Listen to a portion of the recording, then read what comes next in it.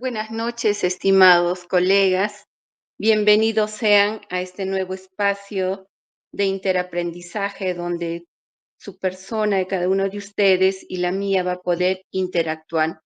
Hoy en el módulo de psicología educativa vamos a compartir un tema muy importante denominado el estrés.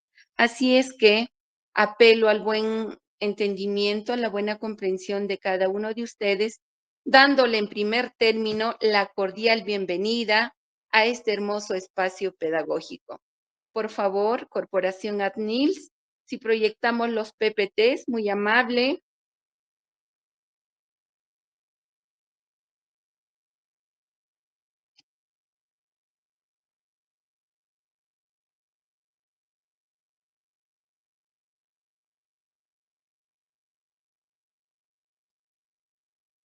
Tenemos un poco de dificultad con lo que es el servicio del Internet. Está intermitente, pero estamos haciendo lo imposible para llegar a ustedes.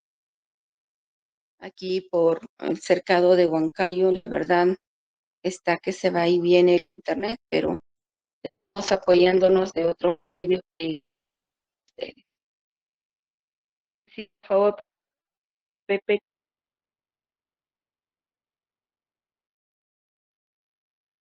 Voy a apagar la cámara para poder acelerar.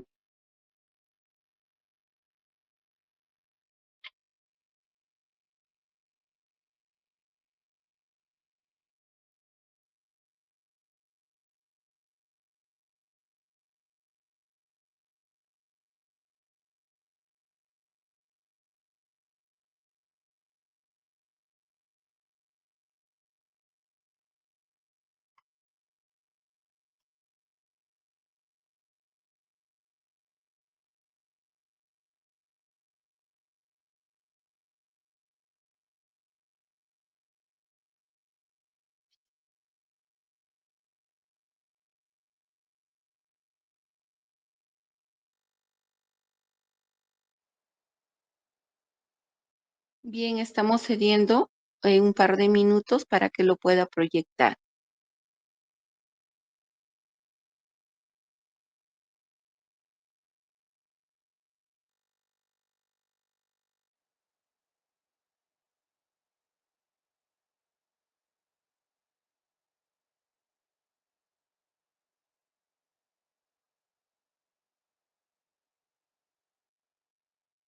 Bien, vamos haciendo la introducción. Eh, en esta noche estamos comentando sobre el manejo del estrés. Mientras va proyectando, yo voy avanzando con la temática para poder comprender mejor. Bien, muchos de nosotros, quizás en el argot cotidiano, en nuestro diálogo, solemos emplear esta palabra denominada estrés. Y cuánto de nosotros nos preguntamos de dónde nace o qué significa esta palabra estrés.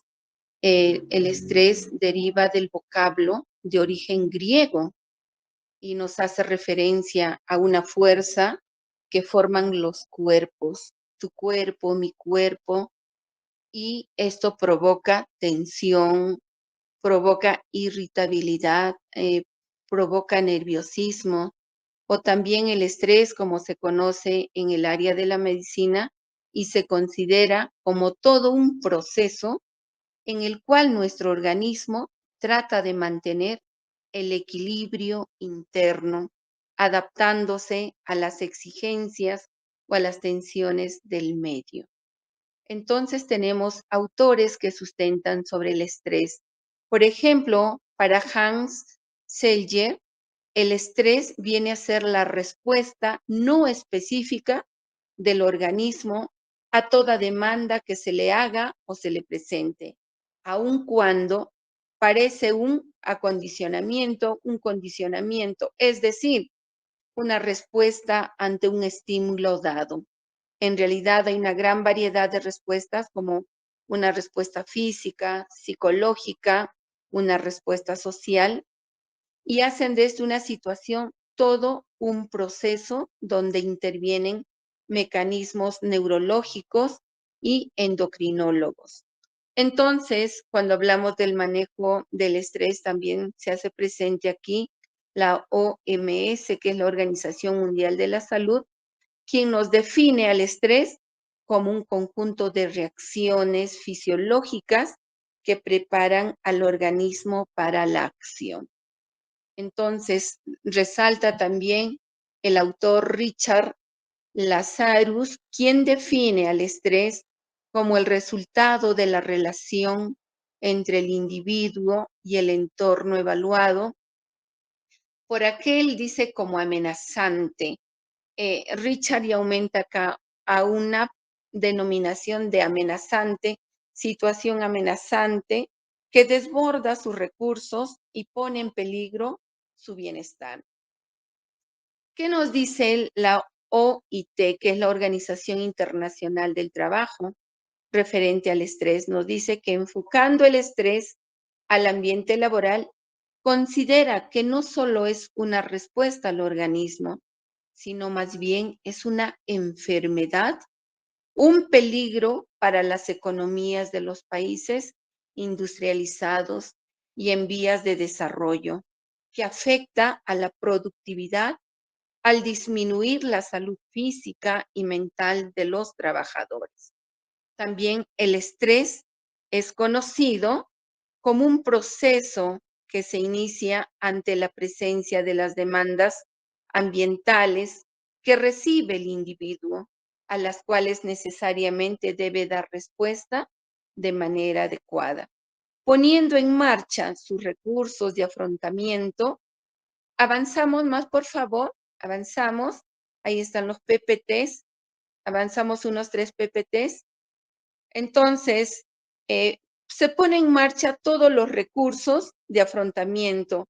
Las demandas, por ejemplo, exceden estos recursos. Se activan una serie de reacciones adaptativas, principalmente de activación fisiológica y de reacciones emocionales negativas, como la ansiedad, la confusión, la depresión, incluso la ira o la cólera.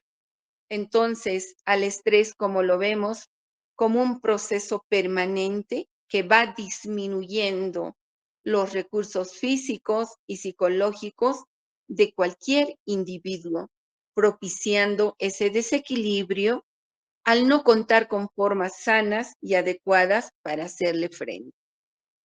Entonces, cuando hablamos del concepto y clasificación de los estresores, se llama estresores o factores estresantes a todas aquellas situaciones que desencadenan el estrés, pudiendo ser cualquier estímulo externo o interno, tanto físico, químico, acústico, somático o sociocultural, que de una forma directa o indirecta van a generar esa desestabilización en nuestro organismo, propiciando, generando ese desequilibrio, es decir, la pérdida de la homeostasis. ¿Qué cosa es la homeostasis? La homeostasis viene a ser el estado de equilibrio entre todos los sistemas de nuestro cuerpo, que son necesarios para qué, para sobrevivir y funcionar de manera adecuada. Tenemos muchos tipos de estrés. Por ejemplo, lo sustenta Miller y Smith desde el año de 1997. Ellos han propuesto 3 formas distintas para clasificar el estrés en función de la evolución y duración, con diferentes consecuencias psicológicas para el individuo, de acuerdo con sus características y los síntomas que destacan. Entonces, nosotros ahora a continuación vamos a ver en cada dimensión cómo es que se presentan los tipos de estrés. Por ejemplo, tenemos el estrés agudo, el estrés episódico agudo y el estrés crónico. Empecemos a definir al estrés agudo. ¿Cómo surge? Va a surgir este estrés ante las presiones y demandas o exigencias altas que están presentes y van a anticiparse un futuro próximo poco agradable. El estrés no es nada favorable para nuestro organismo, por eso decimos que es poco favorable. Por ejemplo, cuando vamos a una entrevista de trabajo o a la presentación de un proyecto, ¿cómo vamos? Cargados de ansiedad, de miedo, y esta situación es poco agradable para el bienestar o equilibrio de nuestro cuerpo. Este tipo de estrés en ocasiones nos va a resultar muy excitantes.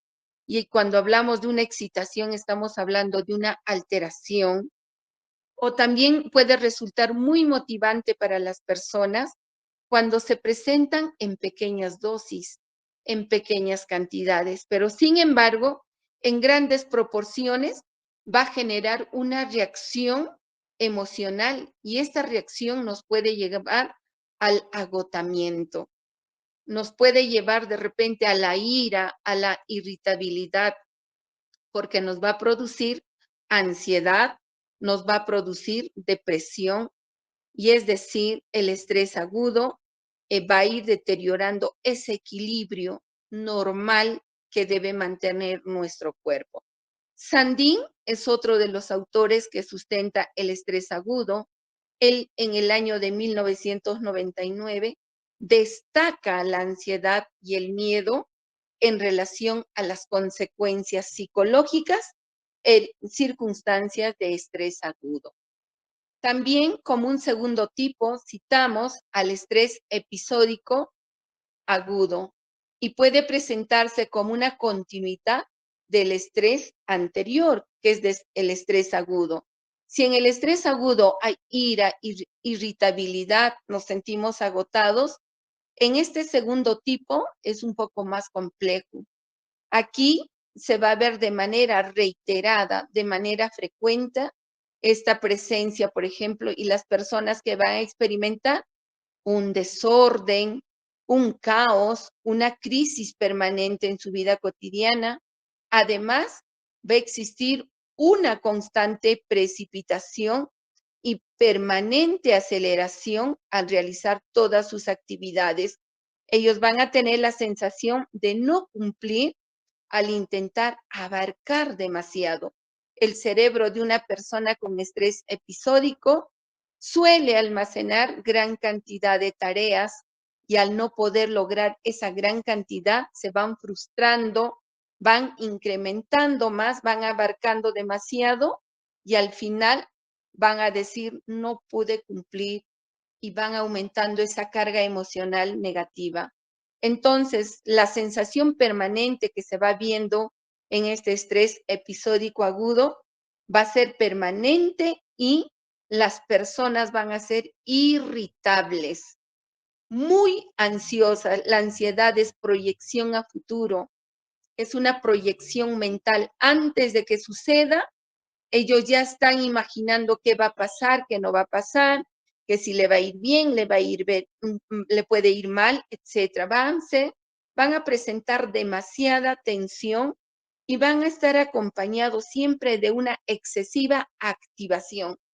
Estas personas con estrés episódico agudo suelen ser muy inquietas, movedizas, porque el cerebro se encuentra activado, irritado. Tenemos autores que sustentan el estrés episódico agudo, por ejemplo, Crespo y Labrador en el año 2003, que nos dice que se observan estas personas y se reconocen por su gran cantidad de energía. Son personas que muy poco suelen estar tranquilas. Ellas están inquietas, llenas de energía, tienen o hacen las cosas con mucha prisa, evidencian prisas constantes, tienden a interrumpir cuando están en un diálogo. No les gusta el cerebro como está activado, no les gusta esperar ese hilo temático. Suelen decir, disculpa, perdón, un paréntesis. Entonces, las personas con estrés episódico agudo tienen dificultades en los hilos de comunicación. Además, suelen dañar las relaciones sociales.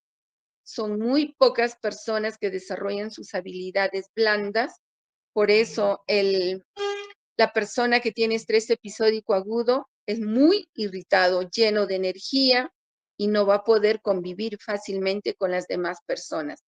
Tiene efectos físicos, efectivamente, también efectos emocionales. Por ejemplo, se les va a evidenciar muy cansados, con mucha dificultad para dormir, van a tener sensaciones de excitación y de nerviosismos. Ante cualquier situación van a decir, qué nervios, van a soler torcerse los nudos de los dedos de la mano y van a tener escasa capacidad de relajarse, como también van a evidenciar síntomas depresivos. ¿Y si no me sale esto? ¿Y si lo hago mal? Mira que le estoy poniendo lo mejor. ¿Y si no me sale? Suele ser las expresiones de las personas con estrés episódico agudo. Entonces, estas personas con tipo de estrés episódico agudo van a mostrar parámetros de activación exagerada. Ellos no van a estar tranquilos ante cualquier situación y van a tener síntomas físicos como emocionales también. Pero tenemos un tercer tipo de estrés y es el estrés crónico. A este estrés crónico se le ha constituido como un estrés rutinario a la persona a lo largo o a largo plazo, ya que es algo con lo que él vive en el día a día. Aquella persona con estrés crónico suele pasarle como si fuera esa carga emocional pasada a la otra persona, al otro interlocutor. Suele también manejar esa escasa capacidad de repente para relacionarse en el trabajo. Ellos suelen tener un ambiente laboral tranquilo, pero ellos lo perciben de manera adversa. Las secuelas del estrés crónico se van a dar de manera en un tiempo alargado. Ellos no solo van a tener consecuencias físicas, también van a tener consecuencias o secuelas sociales. ¿Por qué? Porque se van a sentir tan presionados, van a sentir que el trabajo, el entorno laboral, familiar, es altamente demandante. Entonces, una persona con estrés crónico va siempre a mostrar síntomas de suicidio. Ante cualquier situación va a pensar en lo negativo y va a decir, mejor sería que me quede sola, porque no me puedo llevar bien con mis compañeros de trabajo. Mejor sería que me divorcie porque me hace la vida imposible. Mejor hubiese sido no tener hijos porque mucha cólera me da. Y mejor sería descansar de una vez. Piensan en liquidarse, piensan en el suicidio. Tienen comportamientos violentos. También hay síntomas en el nivel psicológico, tanto así que pueden evidenciar los famosos ataques cardíacos en lo físico. Su respiración es muy acelerada. Entonces también tenemos modelos de estrés y tenemos el modelo del estímulo.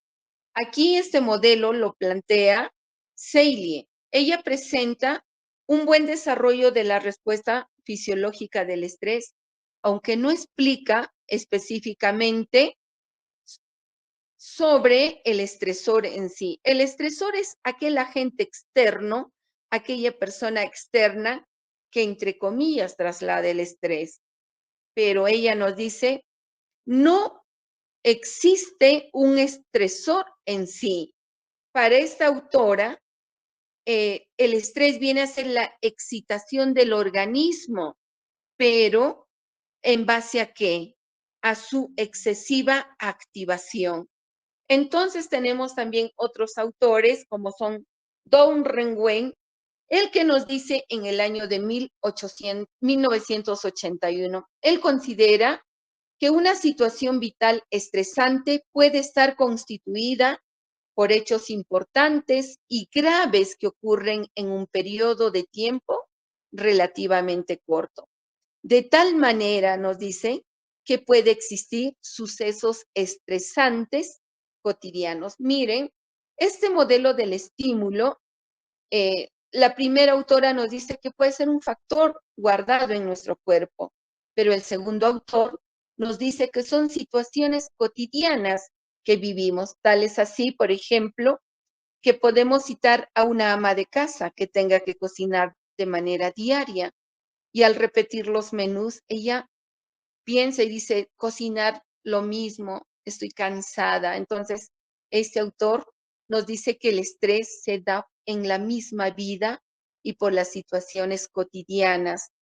Entonces, eh, también en la misma vida y en el trabajo, en nuestras relaciones familiares, tenemos la probabilidad de convertirnos en estímulos que desencadenen el estrés.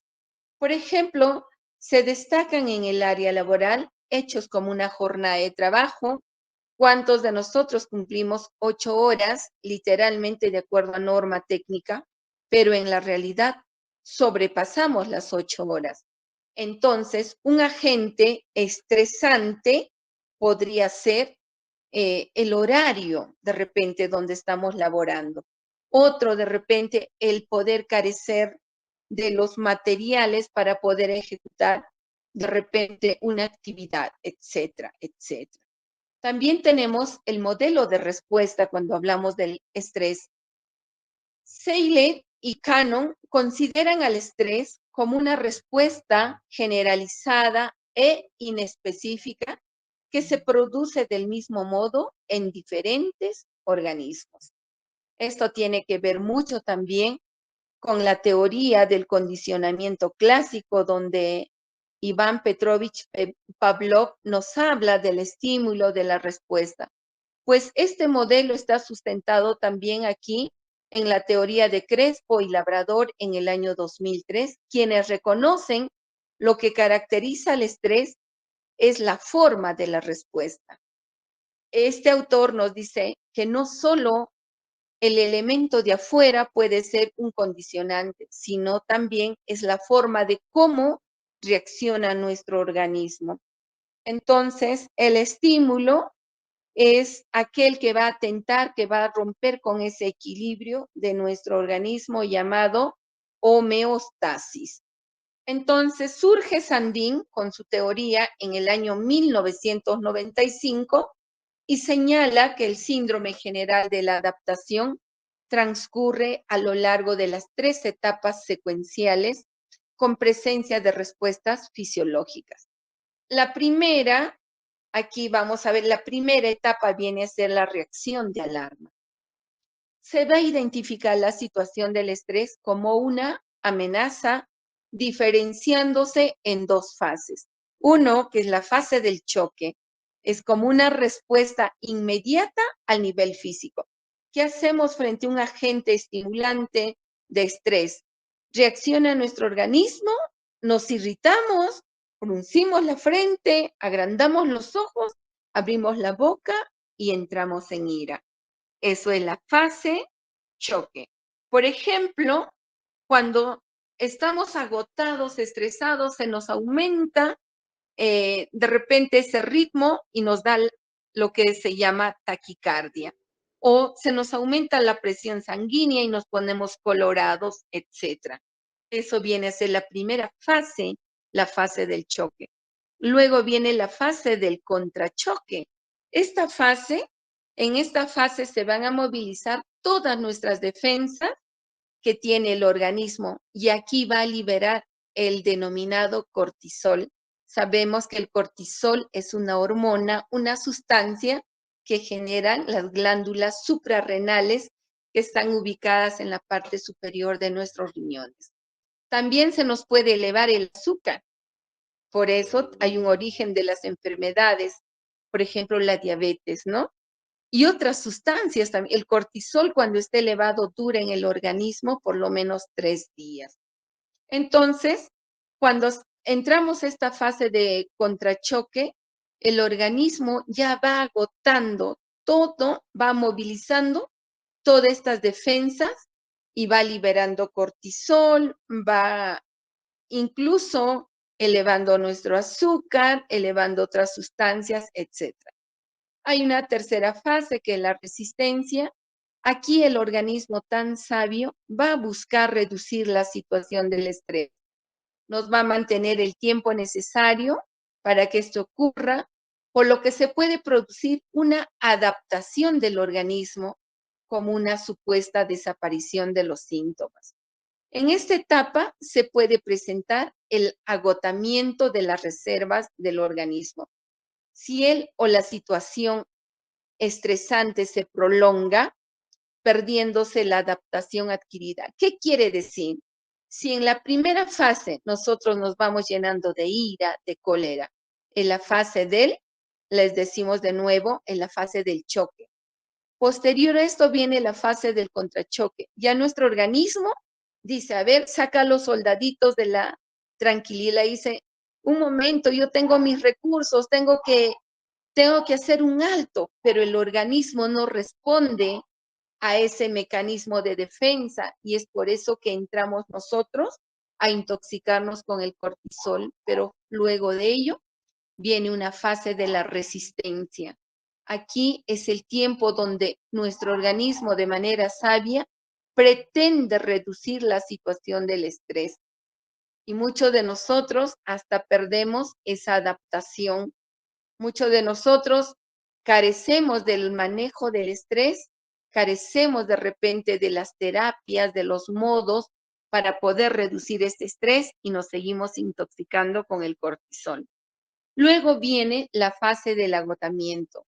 Aquí en esta fase de agotamiento, como su nombre dice, se va a manifestar esa pérdida progresiva de la capacidad de activación. Como el cerebro en la primera fase de choque, en la segunda de contrachoque, en la tercera de resistencia, luego va a venir la fase del agotamiento, donde el cuerpo te va a decir de manera negativa, te va a hacer de repente aparecer una respuesta emocional como puede ser el llanto. Te frustras, te generas de repente y aparece una respuesta emocional donde tú empiezas poquito a poquito a descargar toda la ira y vas analizando y empiezas a coger el hilo de qué, del control. Entonces, el agotamiento es una fase importante que a nosotros también nos invita a tener nuestras respuestas emocionales. Tenemos otro modelo, el modelo transaccional. Aquí hay autores, por ejemplo, Lazarus y Folkman, son los que proponen este modelo, pero ellos se alejan del concepto simple, del concepto estático que es el estímulo. Para ellos, ¿qué dicen? No, el estímulo y la respuesta no es suficiente. Nosotros nos estresamos porque le damos un rol protagónico al individuo, al interior del individuo para poder interactuar con el medio. Aquí este modelo va desterrando a la fase anterior que nos dice el modelo de respuesta. Frente a un estímulo, por ejemplo, tocó la bocina tan alta el conductor, ese es el estímulo y la respuesta es que, wow, reacciono en ira, en cólera. Pero en el modelo transaccional, ¿qué nos dice este autor? No solo me puedo apoyar en la teoría de un estímulo, no. Aquí el estrés se da porque nosotros le otorgamos ese papel participativo al individuo al interactuar con el medio. Una transacción se entiende como el intercambio y encuentro que un individuo tiene con su entorno y con los elementos que lo componen, otorgándoles la experiencia, la capacidad de evaluar cognitivamente tanto la situación como la respuesta.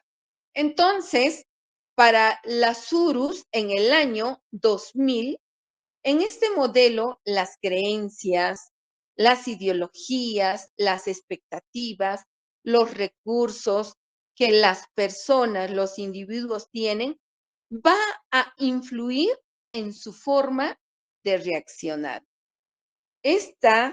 Miren, este modelo transaccional nos está haciendo reconocer que no solo va a depender el estrés del estímulo y la respuesta, sino de nuestras creencias, de nuestra ideología, de nuestras expectativas, de todos los recursos que tenemos como personas. Entonces, frente a esto, frente a nuestra ideología, creencia, manera de pensar, expectativa, nosotros vamos a ser influenciados en nuestra forma de reaccionar y de manejar las situaciones estresantes, por lo que se sentirá estresado cuando los eventos ponen en peligro sus metas o sus creencias, impidiendo su logro, llevando al fracaso de expectativas planteadas.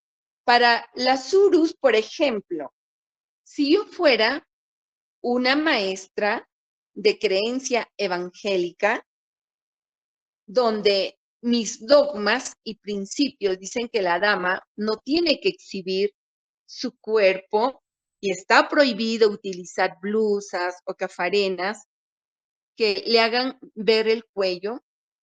Entonces, yo al ver a una modelo luciéndose en una pasarela, diré, Dios mío, ¿cómo es posible que esta señora pueda salir tan descarada? Mira, mis principios, mis creencias, mis dogmas van a hacer que yo entre en un estado de estrés. Entonces, la Surus, ¿qué nos invita a nosotros? A poder equilibrar nuestra manera de pensar. No hay que inclinarnos a ningún polo, donde todos, en un polo ideológico, llamémoslo así, donde se inclina el platillo de la balanza y digo que todo lo que yo pienso y todo lo que yo digo es correcto y lo que dicen los demás es incorrecto. No, hay que manejar esa adaptabilidad mental.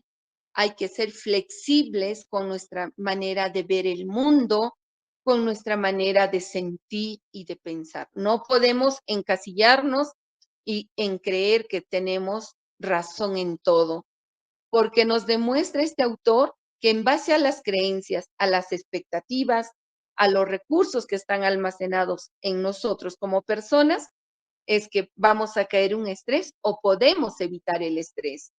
Entonces, al ser la persona quien da valor a cada transacción, el grado del estrés se va a vincular directamente con el compromiso que experimenten las situaciones cotidianas, entre ellas las laborales, para lo cual es necesario hacer una referencia al proceso de afrontamiento. Nosotros, en resumen, somos quienes damos valor, somos quienes aceptamos o no al factor estresante. Si mi cerebro está preparado, es flexible, muy pocas veces voy a poder estresarme. Pero si soy una persona de pensamiento cuadrado, ahí va a venir el problema en la relación de repente o en el manejo de relaciones interpersonales con mis colegas de trabajo, con los integrantes de mi familia, etcétera. Tenemos modelos de demanda, modelos de control y de apoyo social. Por ejemplo, aquí lo sustenta Job Strain. Él nos habla de varios componentes, nos habla de varios elementos. Un primer elemento es la demanda, la cual se conceptualiza, se resume como una carga en el nivel de actividad o alerta mental, así también como en la cantidad del trabajo que vayan a realizar. ¿Quién nos dice esto? Karasek, sustentado en el año 1990. La demanda se va a incrementar, se va a ir de manera creciente si la cantidad de trabajo o también si es una excesiva dificultad que se le pueda presentar. Se va a agregar otro elemento como es la presión del tiempo. Entonces, colegas, cuando nos estresamos, cuando nosotros mismos conceptualizamos que es cantidad de trabajo. Y es ahí donde surge la procrastinación. Solemos procrastinar, solemos suspender las tareas, porque nuestro cerebro dice, es demasiado trabajo. Pero si tu cerebro de manera adaptable y flexible dijera, sí, tengo muchas actividades por cumplir en esta quincena de julio, entonces haré un listado para ver cuál hago primero o cuál segundo, cuál tercero. Entonces, si tú quieres evitar el estrés, tienes que saber manejar este elemento de la demanda, saber manejar el listado de prioridades de tareas y no ver que tiene mucha dificultad o son demasiadas actividades. Tenemos que aprender a dosificar, hacer un listado y decir, por esto voy a empezar porque es lo prioritario o lo más cercano a la fecha que me pide. El segundo componente del modelo es el control, el cual se refiere al nivel de la autonomía con que cuenta la persona, el empleado o el trabajador para dar respuesta a sus demandas o exigencias del puesto de trabajo donde desempeña. Gracias a este control, se tiene la posibilidad de tomar decisiones. Si tú has hecho tu listado de prioridades, entonces vas a poder tener control de todas las actividades. Por ende, vas a tomar tus buenas decisiones y así también vas a poder solucionar todos los retos y desafíos. Y acá algo muy bueno nos dice, cuando una persona tiene un trabajo, implica altas demandas. Es una bendición tener un trabajo, ¿cierto? ¿Qué implica? Que nosotros debemos esforzarnos. Realmente deberíamos disfrutar para no ver como un trabajo y para no ver como una exigencia exagerada donde tú puedas tener bajas oportunidades. No, más de lo contrario, nosotros tenemos que tener esa capacidad de decisión, de solución y tener el control o bajo control todas las actividades para no generarnos la tensión emocional, tampoco para poner en riesgo nuestra salud física y emocional. El tercer elemento es el elemento social como tercer componente que va a incluir a todas nuestras relaciones, nuestras redes de relaciones sociales, como amigos, compañeros de trabajo, colegas, padres de familia, nuestros jefes, el personal administrativo, directivo, etcétera, a la institución, por ejemplo, donde tú perteneces, ¿no? Entonces, nosotros debemos apoyarnos en los aliados, debemos apoyarnos en este tercer componente llamado el componente social para reducir nuestro estrés laboral. Tenemos también modelos de desbalance, de esfuerzo y recompensa, el famoso ERI. Según Ciagritz, en el año 2002, nos dice que existe una combinación entre las cargas laborales, que son de exigencia extrínseca, o sea, el entorno de afuera hacia adentro, y las características personales, que son las exigencias intrínsecas. Entonces, muchas veces nos demuestra este modelo que la exigencia intrínseca es más poderosa que la extrínseca. ¿Por qué? Porque en nuestro cerebro está que voy a destacar, que yo quiero ser el mejor, que yo mejor aumento esto. Entonces, la demanda y exigencia intrínseca te va a agobiar porque tú vas a aumentar ese esfuerzo como trabajador. Ni siquiera tus jefes te han pedido tremenda magnitud de exigencia, pero tu exigencia intrínseca hace que tú aumentes ese esfuerzo. Entonces, colegas, hermanos maestros, el reto de hoy es saber equilibrar esa exigencia intrínseca con la exigencia extrínseca. Las recompensas generalmente van a relacionarse con el dinero. Si es que más trabajas, el impacto pecuniario sería que más ganas, más dinero ganas, pero no es así. En educación no es así. Los sueldos son fijos, establecidos, y muchos de ustedes van a decir, pero yo no me esfuerzo por dinero, me esfuerzo por los niños. Pero recuerda, entre tu bienestar personal y el bienestar de los niños, Si tú no estás bien, tampoco vas a transmitir bienestar a tus estudiantes.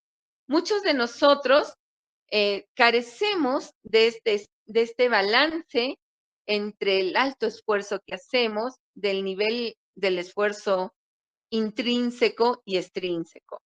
Y muchos de nosotros decimos, wow, tanto me he esforzado para nada, ni siquiera he recibido un saludo, una felicitación, ni siquiera he tenido una recompensa. Es más, hasta me ha ignorado. ¿Qué hace esto? Te va a conllevar a una tensión emocional y como consecuencia vas a arribar al estrés. Entonces, tenemos aquí a la bioenergética y a la teoría Gestalt, que vienen a ser dos opciones de afrontamiento. La situación de afrontamiento vienen a ser los enfoques que tú vas a movilizar para poder reducir el estrés. Y aquí tenemos el enfoque bioenergético de Alexander Lowen. La bioenergética es una técnica terapéutica que ayuda a las personas a volver a su cuerpo y ayudarles a disfrutar lo mejor posible de la vida de su cuerpo. Gracias a la teoría de la Gestalt, donde nos dice, mira el ahora, valora el hoy, olvídate del pasado porque el pasado no se puede modificar, olvídate de ser ansioso y de mirar a tu futuro porque no sabes si ha de llegar. Miren qué bonita la teoría de la Gestalt nos ubica en el ahora, en el presente, y nos dice que dejemos el pasado, ya nada podemos hacer, no se puede modificar, tampoco seamos ansiosos de pensar en el futuro, ¿verdad? Pero eso no quiere decir que debemos vivir por vivir, sino tenemos que darle prioridad a la hora y al aquí. Entonces, en la importancia que le vamos a dar al cuerpo, también se incluye la sexualidad. En la teoría de Gestalt nos dice que cuando tenemos esposo o esposa, nosotros podemos segregar hormonas, la serotonina, la oxitocina. La sexualidad también es una buena opción para reducir el estrés. Es una de las funciones básicas que el organismo necesita y también nos va a permitir, por ejemplo, aquí dentro de esta bioenergética, el manejo adecuado de la respiración, del movimiento, del tacto, la expresión de la propia personalidad. La técnica de la relajación. ¿Cuántos hacemos la respiración profunda? ¿Cuántos hacemos la práctica del yoga, por ejemplo? El movimiento centrado en nosotros, en ese pensamiento unilateral, ese manejo del tacto, por ejemplo. Sabemos que en las yemas de los dedos se concentra mucha energía. ¿Cuántos solemos acariciar nuestro rostro, acariciar nuestro cuerpo, reconocernos como seres valiosos, importantes y sobre todo la expresión a plenitud de nuestra personalidad? Mostrarnos tal como somos. Recordemos que el problema no somos nosotros, el problema está en la estructura mental del entorno que te rodea.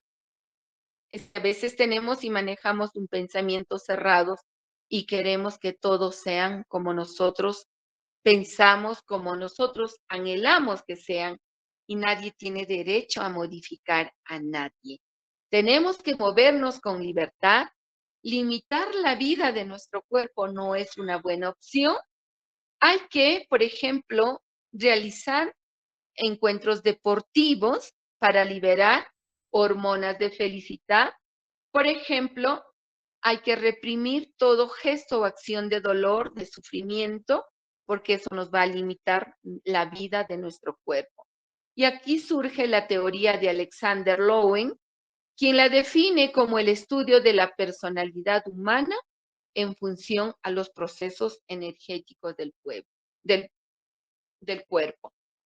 Entonces, este enfoque terapéutico se basa en principios. Uno de los principios es el organismo humano funciona como un todo. La mirada es holística.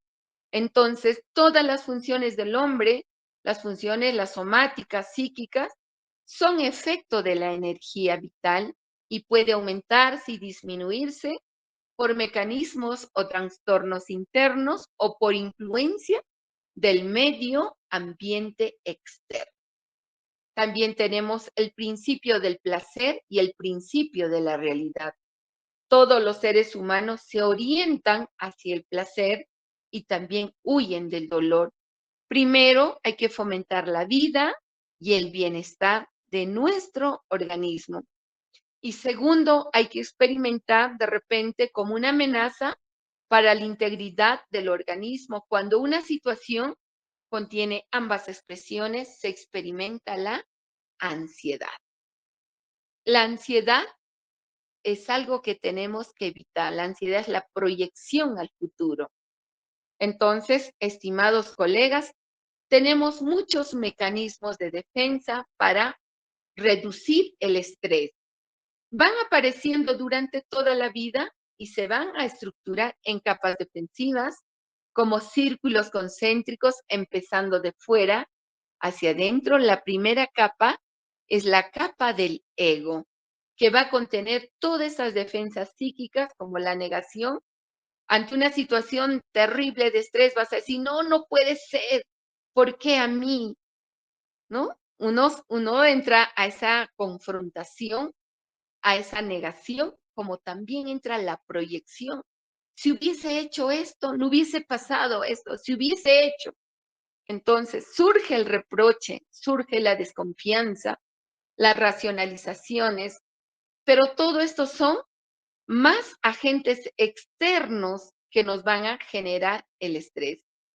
Luego del círculo concéntrico donde está el yo, la capa del ego, va a venir una capa muscular en la que se van a encontrar todas las tensiones musculares crónicas.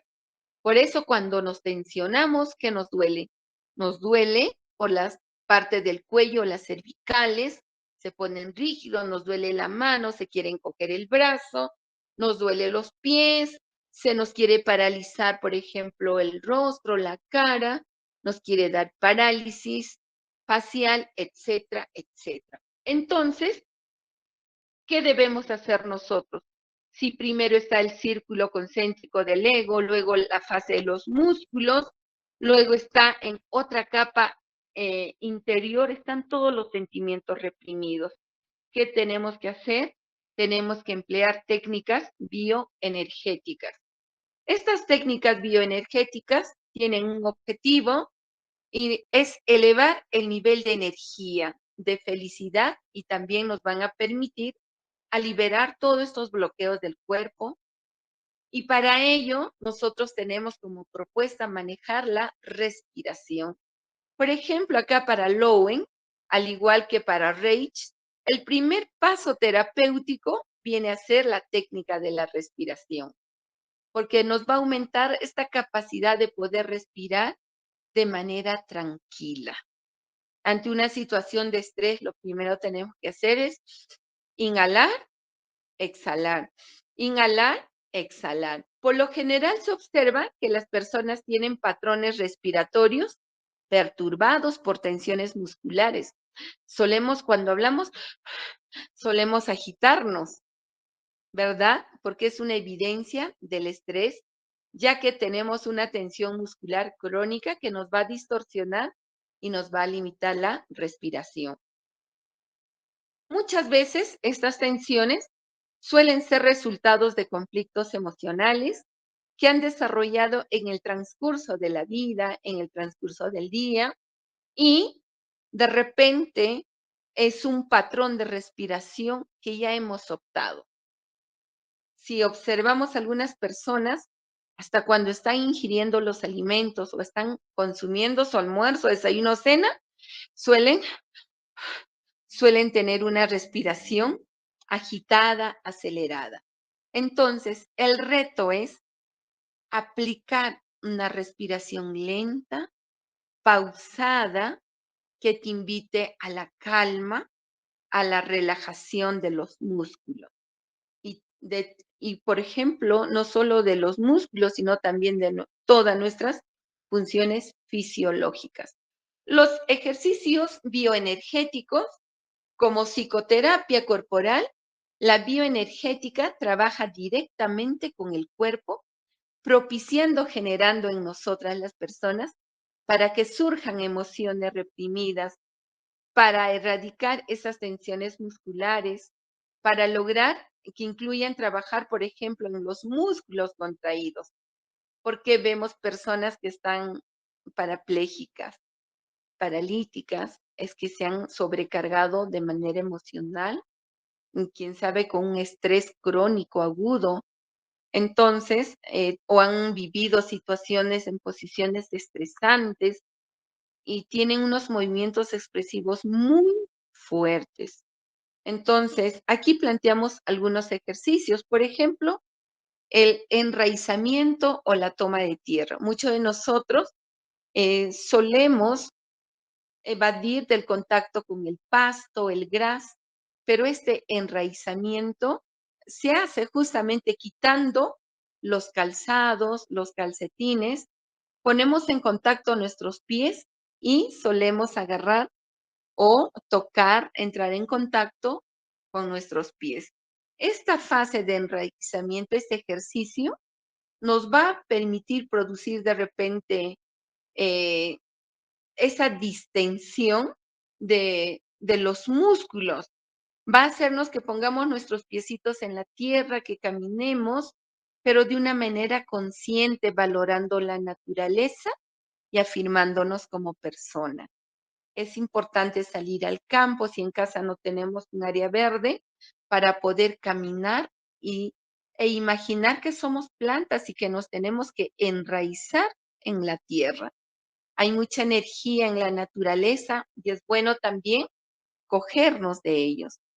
El otro ejercicio viene a ser el desbloqueo emocional. Estos ejercicios nos van a proporcionar a nosotras las personas la oportunidad para practicar esa expresión de sentimiento, pero de un modo organizado que nos permita familiarizar qué cosa, esa potencia de voz. ¿Cuántos de nosotros, por ejemplo, solemos cantar? ¿Cuántos de nosotros solemos poner una música agradable que te construya el ego, que te favorezca a tu persona, a tu personalidad? ¿Y cuántos de nosotros desbloqueamos emocionalmente en las canciones y nos ponemos a llorar?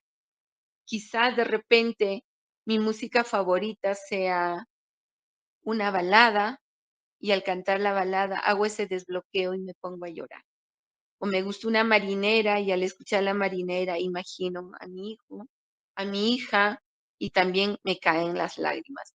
Hay muchas maneras de desbloquearnos emocionalmente. eh, por ejemplo, cuando nos movemos de un lugar a otro, cuando gritamos o acariciamos un árbol, cuando abrazamos al árbol y le decimos, quiero ser la persona más tranquila, más calmada. Quiero ser feliz es otra manera también de desbloquearnos de manera emocional. Entonces, hay muchas técnicas que nos van a permitir a nosotros aflorar nuestras tensiones, todos nuestros sentimientos reprimidos. Queridas colegas, optimizamos el tiempo, damos las gracias a cada uno de ustedes. La Corporación AtNils agradece por la paciencia. Muchas gracias conmigo. Hasta el próximo viernes. Buenas noches, un excelente fin de semana.